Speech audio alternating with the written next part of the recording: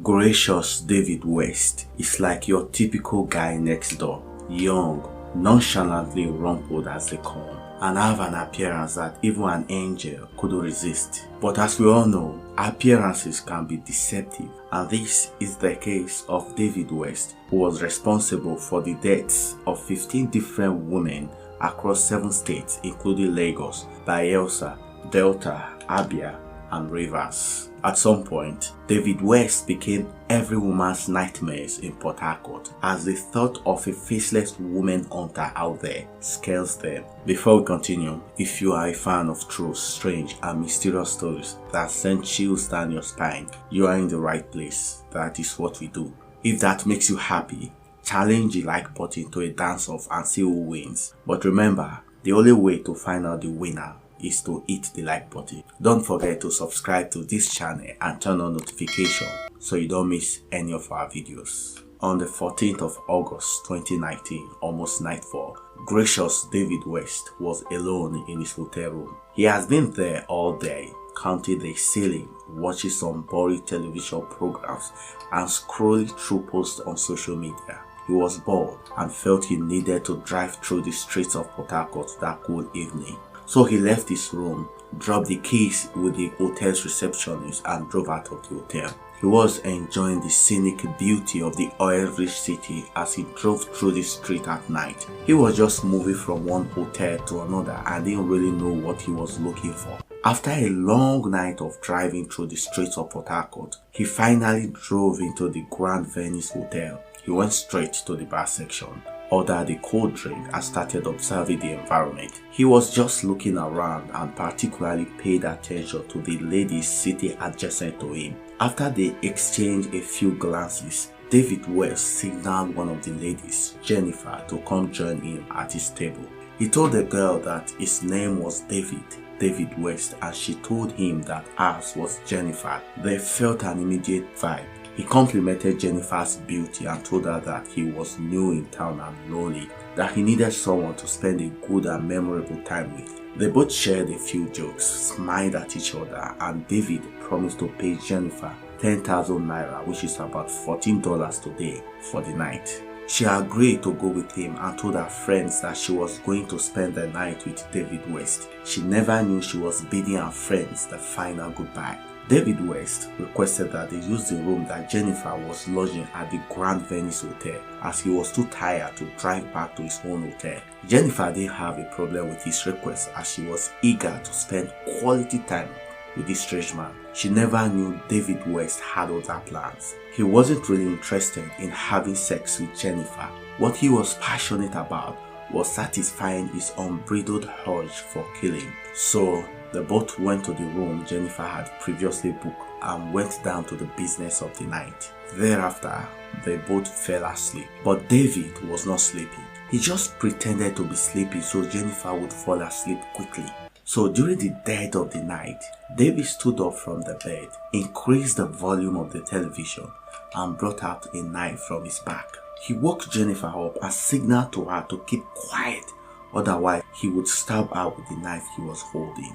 Jennifer was scared. She didn't want to die. She tried as much as possible to cooperate with David West, who promised not to kill her. He took the 2 pillowcases from the bed and used one to tie her 2 hands behind her back and the other one to tie her legs. At this point, Jennifer started crying and begging for her life. David went ahead and took her ATM card, mobile phone, and money. Jennifer was still crying and begging for her life, but without hesitation, David suffocated her until she stopped breathing. This was the sad ending of Jennifer Wosah. Thereafter, David West dressed up, walked out of the hotel as if nothing had happened, entered his car, and drove off. Painfully, this wasn't the first time David had murdered a lady this way in Port Harcourt. 2 weeks earlier, he had murdered Maureen Precious Ewuru, a lady he met on Facebook. He sent her a friend request and immediately he accepted. He started sending her some random messages. Initially, Maureen was reluctant to answer, but after many messages from David, she finally responded, and that marked the beginning of her end. The chat went on for a while. He sent her a lot of gifts and gave her the impression that he was the perfect gentleman.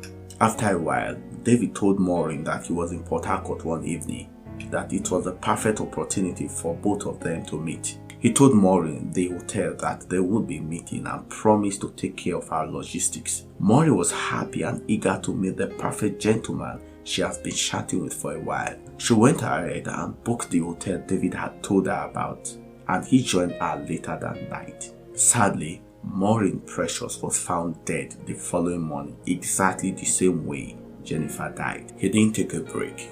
Within a month, he spread terror in the city of Port Harcourt with his spree of violence against women, as he murdered 5 women in the same way, tied their hands behind their back and their legs with pillowcases before suffocating them. Women in the city were scared. They knew that this won't stop unless the perpetrator behind these killings is caught. So they embarked on a peaceful protest to express their concerns to the government, as women didn't feel safe in the city anymore. As these killings were going on in different hotels across the state, people started asking questions. Why are there no written guest registers of everyone who booked rooms in these hotels? What about the CCTV cameras in this hotel? Or are some of the hotel staff accomplices? The police force started a full-scale investigation into these murders, and within a short time, the police found a lead. Despite the tension and massive manhunt by the police, David West couldn't resist his urge to kill, so he struck again. But this time around, he ran out of luck. He took another lady to a hotel along Stadium Road in Port Harcourt, and early the next morning, he majestically walked out of the hotel room. A few hours later, the hotel staff met the lifeless body of a lady in the room David West had booked the previous night. The dead body followed the same pattern as other victims. The management and staff of the hotel immediately knew it was the serial killer. They contacted the police and gave them access to the hotel's CCTV. The police published photos of David West across social media platforms with the inscription "Wanted." Later that day, David was just scrolling through social media for his next victim when he saw his picture went viral across social media platforms with the inscription "Wanted." He hurriedly carried his bag and tried to flee the city, but it was too late. The police arrested him on his way. When rumors of his arrest spread out, people living in Port Harcourt City were happy, especially women.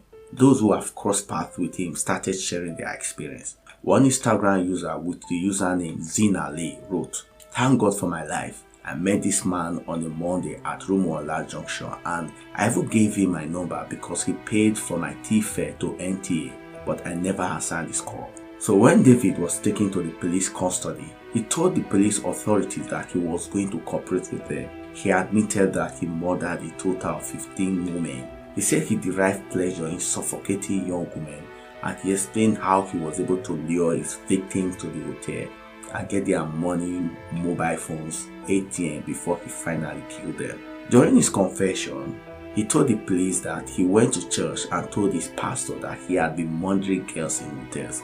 The pastor invited him to see a senior pastor during a program, but he waited and couldn't see him. So he left the church and went back and lodged in a hotel and resumed his killing. But the question people kept asking was, why would a young man go on a killing spree just for the fun of it? And why would he persist in stalking and killing innocent young women even after his cover had been blown and law enforcement had placed a bounty on his head? Well, before gracious David West would become a prolific and horrible serial killer, he was a promising young man and a source of joy to his mother. According to those close to him, he had a tough childhood as he was the only child born into a polygamous household. He had great plans for his future. Everything changed when his mother was poisoned. He claimed that his stepmother poisoned his mother, so he was disappointed, frustrated, heartbroken, and started seeing life from a completely different perspective. And his father expected so much from him as the only son of the family, but his life was far below his father's expectations. He saw himself as a disappointment to his family and felt defeated by life. These feelings inadvertently triggered an unquenchable urge to kill in him.